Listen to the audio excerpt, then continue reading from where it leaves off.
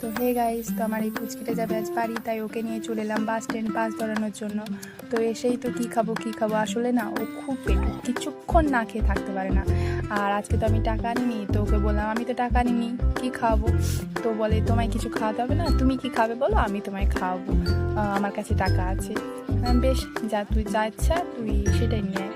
তো ও নিয়ে এসেছে 2 প্যাকেট বিঙ্গো আর একটা ঢিসুম।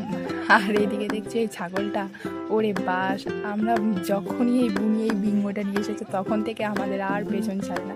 আর কিছুক্ষণ ওয়েট করো, আরও কত ছাগল আসে তোমরা দেখতে পাবে। আর এই যে ফ্লেভারটা দেখছো, জিরা ফ্লেভার ছিল, তো আমি ফার্স্ট টাইম খেলাম, মোটেই ভালো লাগছিল না, আমার বোনেরও ভালো লাগেনি, বাট যেহেতু বোন নিয়ে এসছে খেতে তো হবেই, তাই খেলাম। আর এদিকে বাসের টাইম, এই যে দেখো দেখো ছাগলগুলো দেখো একবার। আর জানো বাসের টাইম অনেক লেটে ছিল, তো আমরা আবার রাস্তার দিকে চলে গেলাম, একটু ভিডিও শ্যুট করলাম, বসেছিলাম। তারপর অনেকক্ষণ বসে থাকার পর প্রচণ্ড জল তেষ্টা পেয়ে যায়। তারপর আমার বোনকে ফোন করি জল আনার জন্য, ও জল নিয়ে আসে। আর এদিকে বাসের টাইম হয়ে এসেছিলো, তো উনিকে বাসে চাপিয়ে টাটা করে দিলাম, বাই।